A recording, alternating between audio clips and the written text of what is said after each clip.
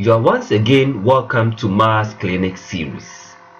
In this video, we are continuing the series of trigonometry, and this is video number 12 of the series. And here, I want to look at application of trigonometry. Everything we've learned from the beginning of video 1 to video number 11 was dealing with trigonometry and ratios, and want to see how this can be applied in real world situation. So today we want to look at angles of elevation and angles of depression. Angles of elevation and angles of depression. Get your calculators ready, your notebook, your pen, and whatever material you need. Remember, this is not a normal or ordinary video to watch like a movie. It is a lesson on its own. So get your materials and get concentrated, and let's move on to understand angles of elevation and angles of depression. By the end of this video, you should be able to explain angles of elevation and explain angles of depression, and also identify angles of elevations and angles of depression. So we'll start with angles of elevation. So the question that I want to ask here is, what is an angle of elevation? What is an angle of elevation? We'll use series of diagrams and illustrations to understand this. Then I'll give you the definition that you can write in order to learn in future. So let's have this picture here. We see a student here, and then we see two students also in the building here, that is on top of the building here, on the middle of the building. Now this girl standing here, if she is to stand vertical as she stands and observe her normal side, you said normal side is supposed to be horizontal to the ground.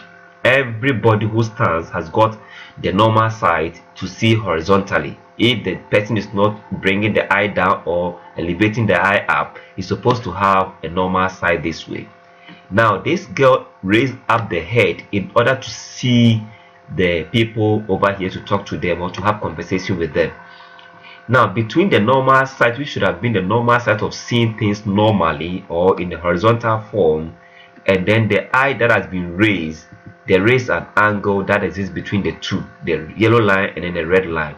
And this angle is what we term as angle of elevation. It means he has to raise the head up. He has to elevate the head or the eye in order to see the people on top of the building, or who were at the topmost part of where she is. Again, we still see angle of elevation by observing this particular observer here. This observer already is on the level ground with the object that we have in the tower over here. There's a tower, and the observer, it could be an ant, it could be anything just on the ground trying to observe the top of the building, and the observer will raise up the eye in order to see the top of the building, and there will be an angle between the normal side, which is horizontal to the ground, and then the eye that has been lifted. That angle there is angle of elevation. An angle of elevation is not here, please. It's not the angle that will come here. Some people make mistake and then they will call this angle of elevation. No, it's not true. The angle of elevation is between the normal side and then the elevated eye. Again, we want to still understand this by observing another observer here trying to see an airplane moving in the sky. This observer, as she stands here, has got her normal side like this, which is parallel to the horizontal. Always remember, the normal side is parallel to the horizontal or parallel to the ground, and she has to raise the head up to see the airplane. And so here, once again, the angle is between this and that. And don't say angle of elevation is here. It's not true. Okay, and don't think angle of elevation will be here. It's not true. The angle of elevation is always between the observer's eye, the normal side, and this is the angle of elevation. Here, once again, we have an object or a person seated on top of a building. He is already having a height, not on the ground, having a height already, but still we'll say that his normal side will be still horizontal to the ground, and trying to observe something on top of the top of the tree also can see an object here, and then the angle of elevation will come this way. Fine. So that is how we can observe angle of elevation. Here on top of the sea we have a ship. Someone just at the tip end here could observe normal. So here it's not the ground, but it's the water, but you will still say that the normal side is the level ground or horizontal to the level of the sea, and then projecting the eye up to see the object here will give us angle of elevation, right? So that is the angle of elevation, right? And then once again, an ant on the ground can also see the normal side this way, or project the eye and still see angle of elevation. So in a nutshell, this is what we can write: the angle of elevation of an object as seen by an observer is the angle between the horizontal and the line from the object to the observer's eye. And that is the definition that I've come across in books, or we can have it. Some people may have different definition, but this is what I have. So you can write this down and keep it as a reference note. Now let's quickly look at angle of depression. When we talk of depression, something that is depressed means the thing comes down, or you depress. I mean, it goes down. You lower something. It means you are depressing it. Okay. So here we are saying that angle of depression is the angle measured downwards from the horizontal to an object. So your eye will come down from the horizontal to an object. So your horizontal is still there, but your eye will come down, or your eye will come down to observe the object. So once again, let's observe at the building here. We see a student standing here, right? And this student, wherever he is, can see normally horizontally. Okay, if she stands normally, she will see things normal in the horizontal form. So this is the horizontal, and this time around he want to look at the ball down the ground here. So he has to depress the eye in order to view the ball.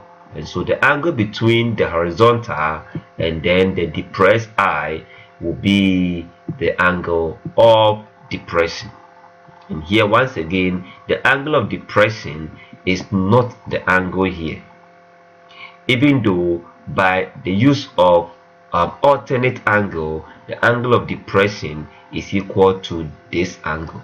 But I don't call this angle of depression, and we don't call the angle of depression between the vertical line and then the ground.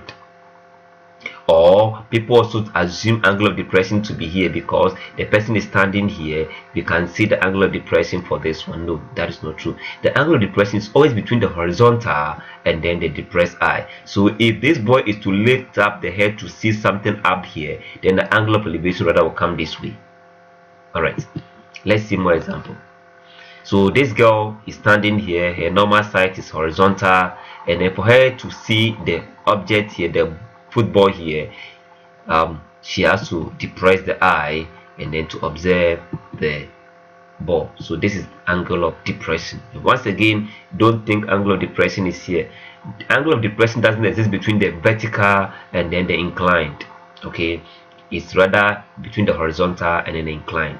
And once again, here it's not the angle of depression, but upon calculation or upon plane geometry, the angle of depression is the same as the angle here. All right, this gentleman here is trying to observe something under the seat. Okay, he's a bit on top of the ground. He can still see the normal side this way, and then depress the eye to observe whatever under the seat here, and that is the angle of depression. So in summary, this is what we ought to say: observer normal side is always horizontal to the ground. Raise up the head, angle of elevation. depress the eye, angle of depression, and that is what we are talking about. So with this, we come to the end of video number 12. The next video is going to be example that will solve under angle of elevation and angle of depression. Thanks so much for watching. Stay blessed.